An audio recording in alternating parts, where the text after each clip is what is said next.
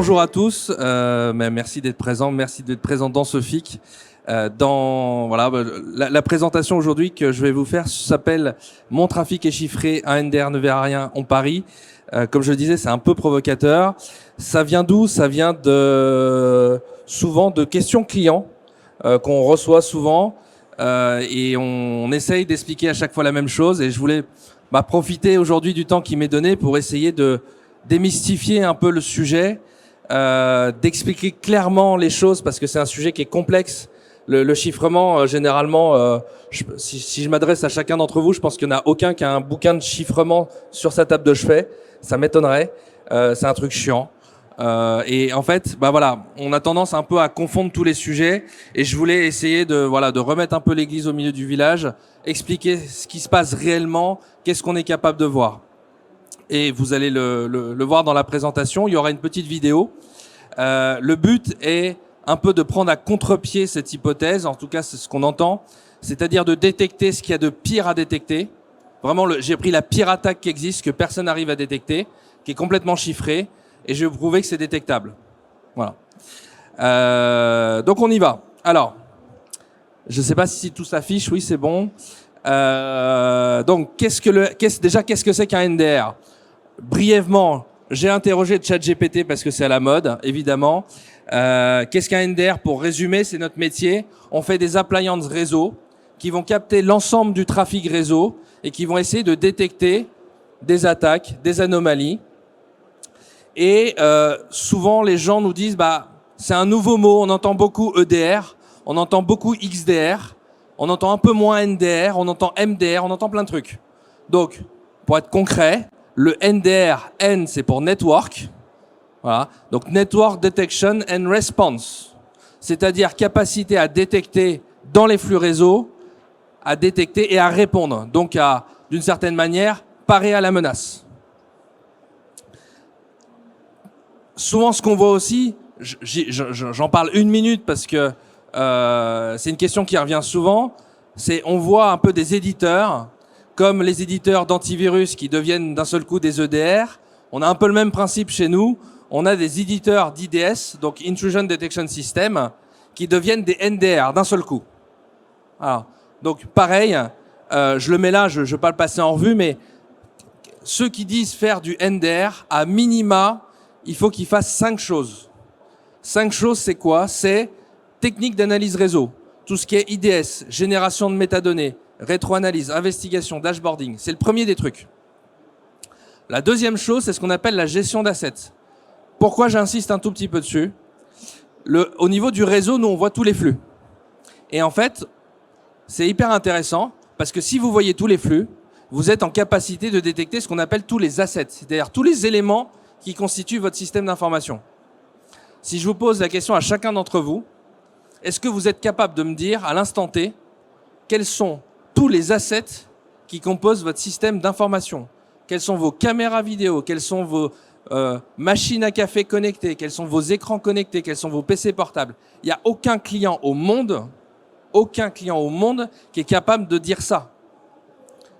Donc, l'asset management par le réseau est un bon moyen d'avoir une vision un peu différente et de compléter peut-être la vision que vous pouvez avoir.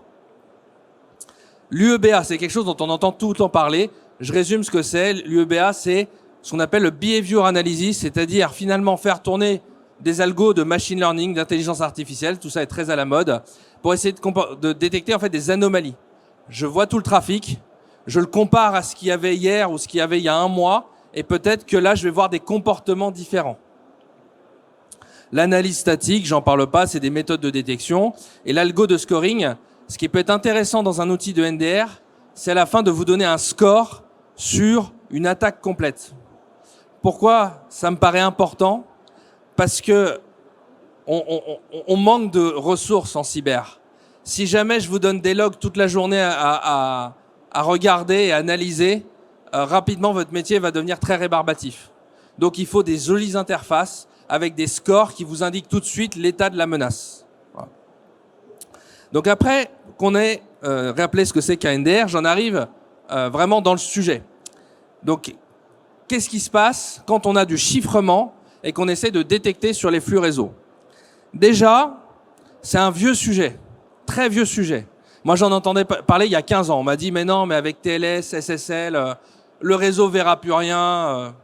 Bon, 15 ans plus tard, inutile de vous dire qu'on voit toujours plein de trucs. On en voit même de plus en plus. Et là, on me dit, ouais, mais avec TLS 1.3, là, c'est vraiment fini. Bah non, là, c'est vraiment pas fini, bien au contraire. Donc, tout ça pour dire, oui, il y aura de plus en plus de chiffrement, mais pour autant, on voit toujours bien, et je vais vous expliquer pourquoi. Donc, comme je l'ai expliqué, pour trancher définitivement le débat, je le rappelle, l'idée, c'est de prendre la pire des attaques, complètement chiffrée de A à Z, dans le pire environnement pour nous, c'est-à-dire un client qui respecte toutes les bonnes pratiques de sécurité, où tout est chiffré, et de voir si on arrive à détecter. Un petit rappel avant sur comment est utilisé le chiffrement et peut-être une mauvaise vision parfois des choses. Moi, ce que j'aime à expliquer, avant qu'on rentre vraiment dans le vif du sujet sur la partie détection, c'est que il faut pas confondre le monde de l'entreprise avec le monde du particulier. Pourquoi je dis ça ? Parce que on me parle souvent, par exemple, de navigation privée, de DNS over HTTPS, d'anonymisation Tor, etc. Et on me dit, bah, GateWatcher, vous n'allez plus rien voir avec tout ça. Alors non, parce que ça, c'est ce que vous utilisez chez vous.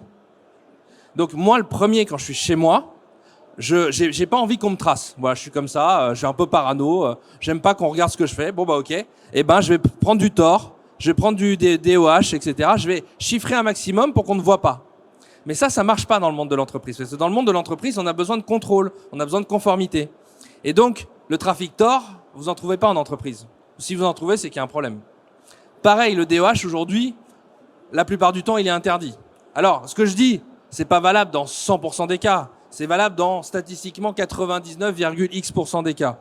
Il y a toujours des exceptions. Voilà. Mais les exceptions, justement, bah, on va les lever, on va regarder, on va voir pourquoi il y a des exceptions, etc. Mais ce qu'il faut bien comprendre, c'est que dès le départ, ceux qui vont argumenter, qui vont me dire, attendez, il y a des protocoles type Tor en entreprise et tout. Non, ça reste du domaine du particulier. Voilà. Et la question qui se pose là-dessus, et j'aime toujours la poser, c'est, à votre avis, si je mets plein d'équipements de déchiffrement de partout, est-ce que je serais capable vraiment de tout déchiffrer ? Et c'est là où le monde change progressivement. C'est que vous pouvez essayer de mettre plein d'équipements de partout. Malheureusement, vous n'aurez jamais la garantie à 100% de pouvoir déchiffrer. Je cite quelques exemples. Vous voyez NPB, Firewall, TAP SSL, Proxy, Agent EDR, WAF, Load Balancer, etc. Vous avez plein de technologies, je suis pas exhaustif, vous avez plein de technologies pour déchiffrer. Malheureusement, même avec tout ça, vous n'avez jamais la garantie de tout pouvoir déchiffrer. Et donc, je pense qu'il faut malheureusement faire un peu son deuil là-dessus. Le déchiffrement, c'est bien, on aime bien, mais est-ce que pour autant c'est obligatoire ? La réponse est non. Donc, qu'est-ce qu'on va faire maintenant ? On va prendre des exemples très concrets. On va parler en fait de ce qu'on voit dans les entreprises et de qu'est-ce que ça fait en fait vraiment que d'avoir du chiffrement. Pour nous, GateWatcher, je vous l'ai dit, en fait, on fait des appliances réseau. Concrètement, quand le flux est chiffré, ce qu'on essaie d'expliquer, c'est que on n'est pas complètement aveugle. Parce que le chiffrement, ça implique, au départ, de négocier le chiffrement, déjà, souvent. Donc, j'envoie un certain nombre de métadonnées. Je négocie mon chiffrement, j'envoie des certificats. Donc, on a tout un tas de choses qui passent en clair, en fait. Et la seule différence, en fait, pour nous, je la résume ainsi, c'est qu'on ne voit plus le payload. Le payload, c'est ce qu'on appelle la charge utile. C'est-à-dire que finalement, nous, GateWatcher, on fait le deuil de voir le payload dans les paquets, dans les sessions. Ça a une conséquence assez grave, effectivement, c'est que si on ne voit plus le payload, les signatures marchent de moins en moins bien. C'est pour ça aujourd'hui que le marché de l'IDS, il est un peu en berne. C'est parce que le marché de la signature, il devient un peu plus compliqué quand vous voyez plus le payload. Vous pouvez plus faire de signature sur le payload. Mais d'un autre côté, vous savez, c'est comme une personne malvoyante. C'est quand vous êtes malvoyant, vos autres sens sont beaucoup plus aiguisés en fait. Et là, on a le même principe. Comme on est malvoyant, on va voir beaucoup d'autres choses. Un exemple typique, vous le voyez par exemple en bas ici, on va avoir ce qu'on appelle des signatures JA3, JA3S. Pour ceux qui connaissent, en fait, on va essayer de faire des signatures en fait sur les certificats qui vont être échangés. et on va pouvoir détecter des mauvais certificats, des mauvaises utilisations, des outils de hacking qui correspondent à ces certificats. Et donc au final, même si on ne voit pas le payload, on pourra détecter des choses. Donc tout ça pour dire, on n'est pas dans un monde noir ou blanc. On est dans un monde où finalement, si quelque chose devient plus sécurisé, plus chiffré, ça rajoute de l'autre côté des informations qu'on va pouvoir pour autant exploiter. Ça, c'est juste un exemple très simple. Et donc, on en arrive à ce que je veux vous prouver, c'est ce qu'on appelle, nous, la métadonnée, c'est-à-dire l'information utilisée pour chiffrer, la négociation, les certificats, tout ça, c'est pour nous de l'or.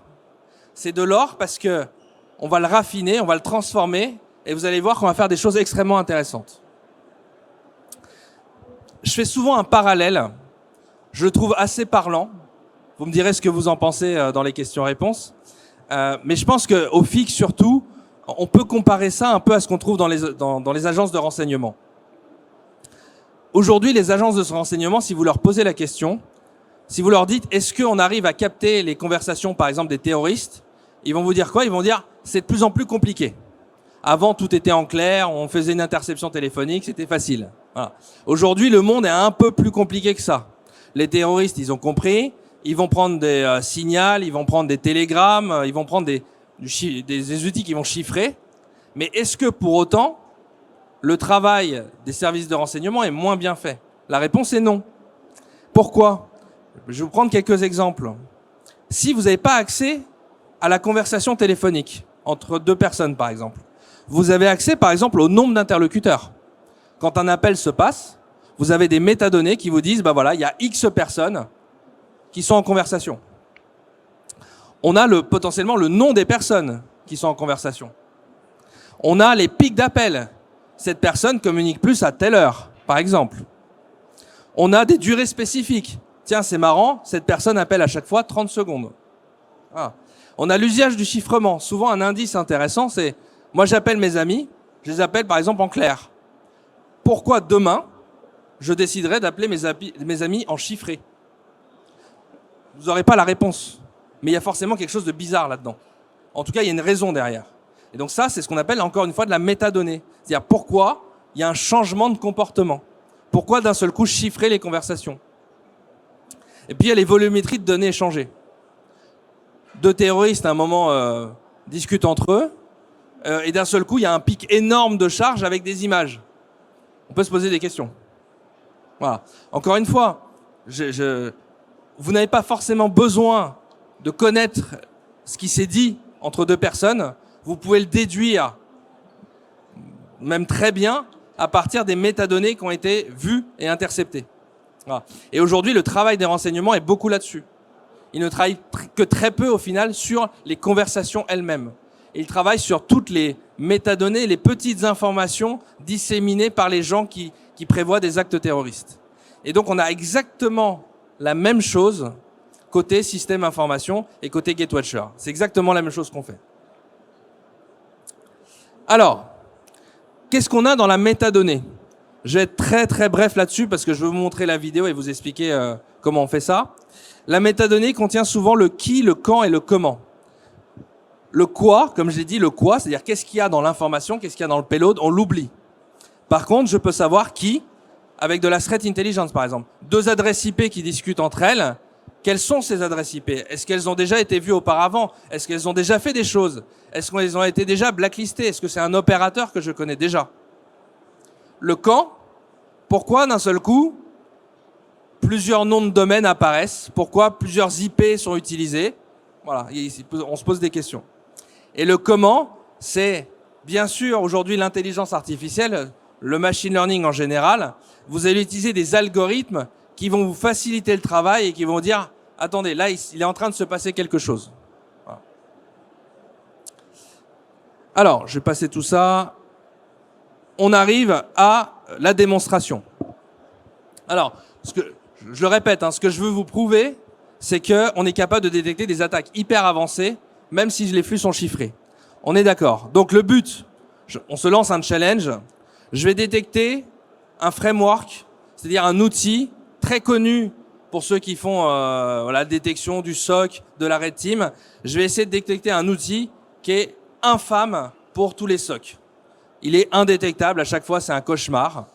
On le retrouve quasiment dans toutes les attaques dites APT, donc Advanced Persistent Threat. Donc toutes les attaques ciblées, la plupart du temps, vous retrouvez ce framework d'attaque.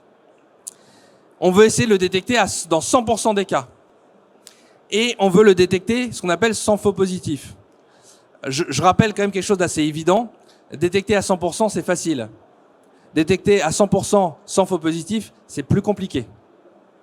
Ça, c'est voilà. Si vous demain vous avez, je vais prendre un exemple un peu bête, mais si jamais vous avez quelque chose pour tester si vous avez le Covid et que dans 100% des cas ça vous dit que vous êtes positif, bah oui, vous détectez tous les Covid. Le seul problème, c'est que vous savez pas si vous l'avez réellement ou pas. Donc le faux positif, c'est très très très très très important. Voilà. Alors, on y vient. Voici les noms qui sont affichés. Je ne sais pas si ça parle à certains d'entre vous ou pas. On va essayer de détecter deux outils. Un peu moins connu qui en ce moment prend l'ascendant, qui s'appelle Brudratel, et l'autre qui s'appelle Cobalt Strike. Alors, je vais me focaliser quand même sur Cobalt Strike. Cobalt Strike, on le retrouve quasiment tout le temps dans les attaques ciblées. À chaque fois, allez regarder a posteriori les attaques que vous avez vues qui sont arrivées sur Internet, etc. À un moment, vous allez voir, Beaconing Cobalt Strike. Ah bah tiens, c'est marrant, on retrouve toujours les mêmes. Vous savez, c'est comme ce célèbre mème avec Harry Potter, toujours vous trois. On vous retrouve tout le temps.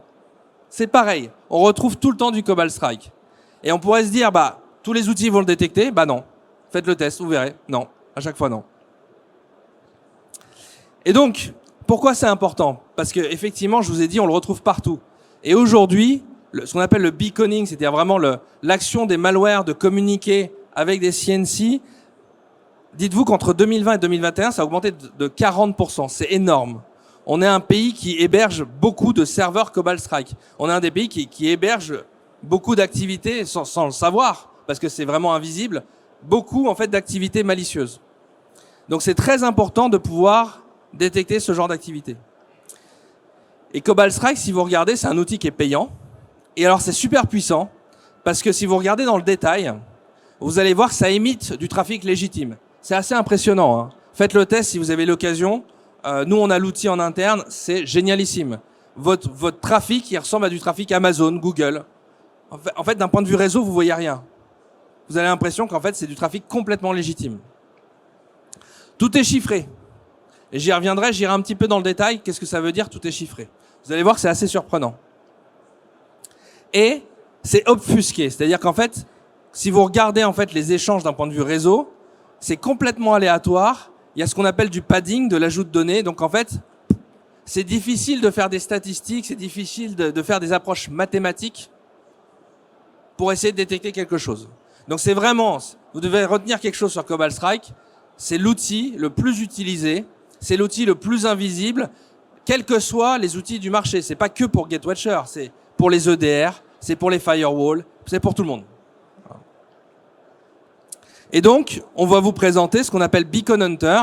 Donc c'est une technologie qu'on a développée, c'est presque 3 ans et demi maintenant de R&D intense sur le sujet.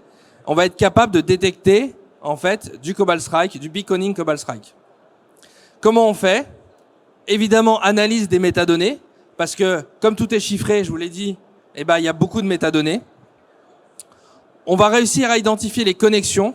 On va détecter même l'exécution de commandes, c'est-à-dire qu'en fait, on va vous dire, attention, là, il est en train de se passer quelque chose chez vous. Vraiment, là, les hackers prennent le contrôle, ils font du mouvement latéral, etc., etc.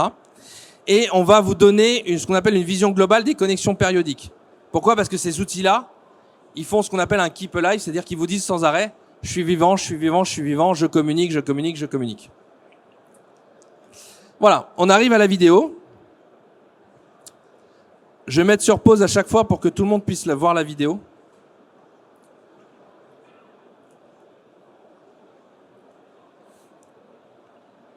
Et on a identifié un scénario extrêmement classique, hein. Je pense qu'on est au FIC, tout le monde va comprendre. On a des acteurs donc qui sont l'attaquant, un serveur, ce qu'on appelle Cobalt Strike, donc qui va servir à l'attaque. Et au départ de l'attaque, on va envoyer un email. L'attaquant va envoyer un email en fait à la victime.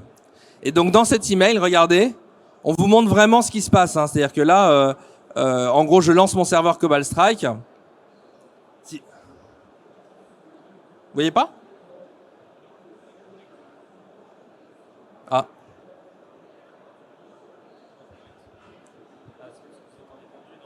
Ah ah.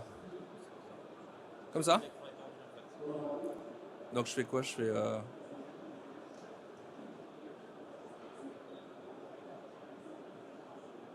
Ça s'affiche?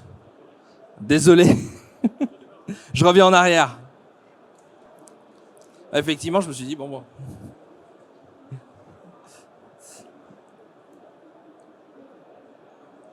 Donc voilà, le rappel des acteurs, en fait, l'attaquant, la victime, le serveur et l'analyste. Donc vous voyez, voilà, c'est simple. Un attaquant, une victime, un serveur, un analyste.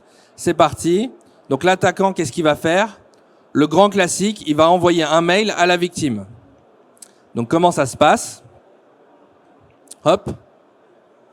Vous inquiétez pas, je vais mettre sur pause. Hop, voilà, on y est. Donc là, qu'est-ce qu'il fait? En fait, il va rédiger automatiquement un mail de phishing avec un profil Gmail. C'est-à-dire, en fait, la victime, elle va vraiment croire que ça vient de Gmail. Donc elle va cliquer sur le lien, en fait. Tout est automatisé hein, maintenant. Ces outils-là, c'est hyper facile à utiliser. Donc voilà, bon, j'envoie mon mail à ma victime et évidemment, elle va cliquer parce qu'elle va voir, elle va croire que c'est un mail qui provient de Gmail. Et donc, suite à l'exécution de la pièce jointe, qu'est-ce qui va se passer? En fait, l'attaquant va avoir, en fait, ça va apparaître, voilà, vous voyez l'apparition. Donc, vous voyez qu'il y a un PC Windows qui est reçu par l'attaquant. Et en gros, l'outil lui dit, bon bah, je suis prêt, donne-moi des instructions et je fais ce que tu veux sur la victime.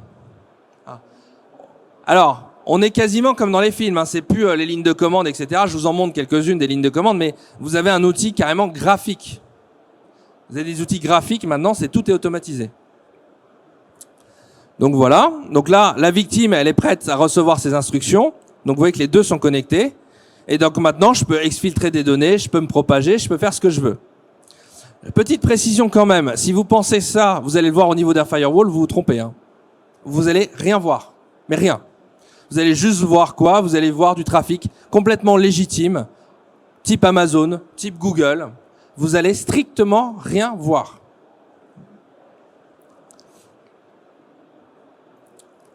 Donc, qu'est-ce qui va se passer? On est sur ce qu'on appelle des connexions à 60 secondes. Alors, pourquoi? J'explique un tout petit peu avant.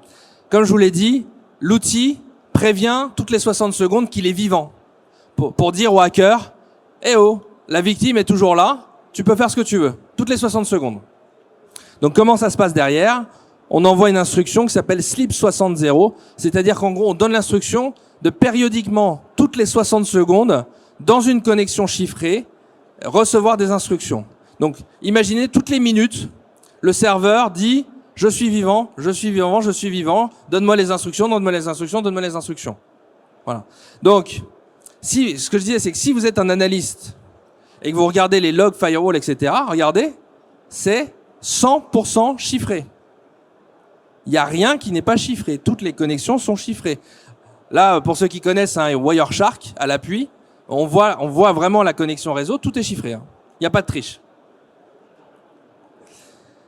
Et donc ça, en fait, si vous n'avez pas des outils adéquats, vous le verrez même pas. Et là, je prends un cas simple pour l'instant. C'est-à-dire connexion périodique toutes les 60 secondes. Donc normalement, mathématiquement, vous allez me dire, bah, attendez, une connexion périodique toutes les 60 secondes, j'ai pas besoin de GetWatcher. Dans la pratique, croyez-moi, regardez dans votre système d'information, des connexions périodiques de vos navigateurs, de vos utilisateurs, vous en avez tout le temps.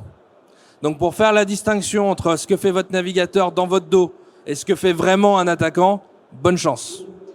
Donc non, aucun outil ne détectera ça. Et là, on est dans le cas le plus simple. Vous allez voir qu'après, on va encore aller au-dessus. Et avec GetWatcher, c'est facile à identifier. Mais on s'est dit, allez, on va aller plus loin. On va aller beaucoup plus loin. L'attaquant souhaite être hyper furtif.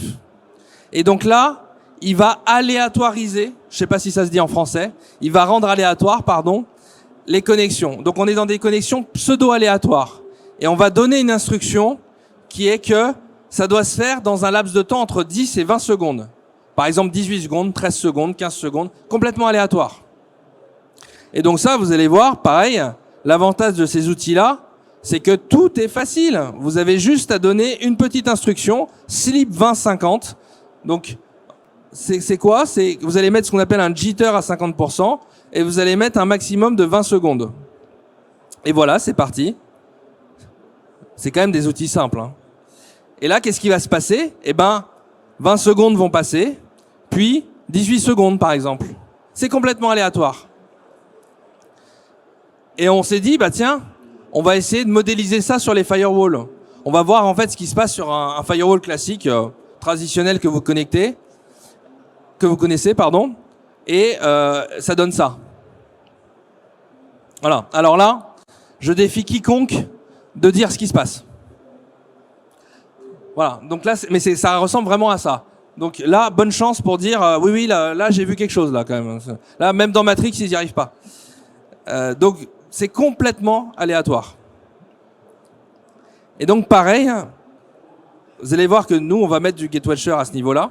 Et en fait, grâce à l'analyse des métadonnées, et je vous montrerai un petit extrait à la fin. 5 minutes? 4? Ok, je suis dans les temps.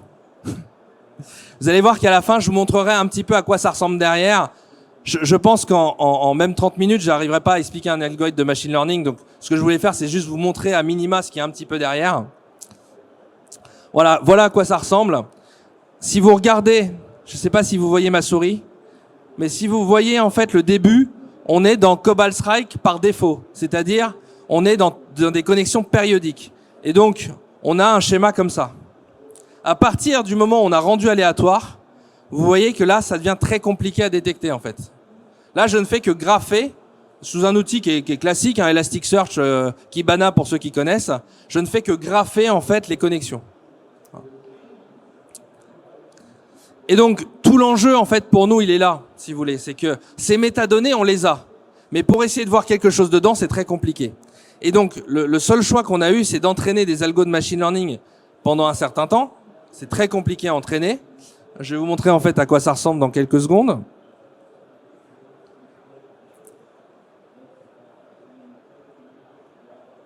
Hop. Voilà. Alors, je reviens juste un tout petit peu en arrière. Voilà. Donc là, ça sert à rien de prendre des screenshots, il n'y a pas tout le code. Pour ceux qui auraient l'idée. Mais en gros, c'est un algo et à la fin, vous avez ça. C'est qu'en fait, on est capable de tracer et de voir que au départ, on est sur ce qu'on appelle un beaconing périodique. Donc, on était toutes les 60 secondes, si vous vous souvenez, dans la démonstration. Et en fait, à un moment, l'algo détecte qu'il y a un changement. Si vous vous souvenez aussi dans la démonstration qu'on a fait, c'est qu'on a changé en pseudo-aléatoire. Donc, on a mis un jitter de 50% sur des connexions maximales de 20 secondes. Et donc, l'algo dit, attention, je ne suis plus dans la même périodicité. Je détecte que c'est toujours du Cobalt Strike, mais il y a eu un changement. Donc, vous voyez qu'en fait, on arrive même à détecter le comportement du changement de l'attaquant. Voilà. Voilà, on montre un peu les données, les informations qu'on a dans l'algo. Mais en tout cas, ça marche très bien. On arrive vraiment à voir cette modification du comportement. Voilà. Et il me reste 2 minutes, je pense, pour terminer. C'est ça ? J'en arrive juste à la conclusion. Pour bien remettre les choses dans l'ordre, ce que je veux dire, c'est que si demain vous faites des tests, il y a des gens qui trichent et ils vont dire je détecte Cobalt Strike. Par défaut, c'est pas si compliqué que ça. Amusez-vous, utilisez toutes les options dans tous les sens. Nous, on a tout testé, on vous garantit qu'en fait on détectera. Mais on vous garantit plus que ça. On vous garantit que ce sera valable pour les versions suivantes. C'est-à-dire qu'en fait, Cobalt Strike évolue. Ils évoluent très vite. Il y a des nouvelles versions qui sortent. Ce qu'on vous garantit, c'est que sans mise à jour, quelle que soit la version qui vont sortir, ils ne modifieront pas certaines choses et donc on arrivera quand même à détecter. Ça, c'est hyper important. Parce que c'est un combat, c'est le chat et la souris. C'est-à-dire si on vous dit ça marche à l'instant T, il y a une nouvelle version qui sort et ça marche plus, c'est un petit peu embêtant quand même. Ça détecte sans faux positifs. Rappelez-vous, souvent la question à poser. Oui, ça détecte. Ok, mais à combien de faux positifs? Si vous avez 1 million de requêtes et que c'est 1% de faux positifs, ça fait 10 000 alertes. C'est beaucoup. C'est beaucoup à traiter. Donc le faux positif est important. Et surtout, un dernier élément, et après j'en aurai terminé, c'est adapté à n'importe quel contexte. souvent le problème du machine learning, je ne sais pas si vous l'avez vécu, c'est que suivant le client où on l'implémente, ça réagit pas de la même manière. Et donc, il faut que les algorithmes soient suffisamment génériques pour s'adapter en fait à une PME ou à un grand compte. Un grand compte, il n'a pas de réseau à plat. Une PME, souvent, si, ça change tout. Donc, il faut que les algorithmes soient génériques. Voilà. Donc, ce qu'on a créé, c'est adapté à n'importe quel type de périmètre. Voilà, et j'en ai terminé. Je voulais vous remercier.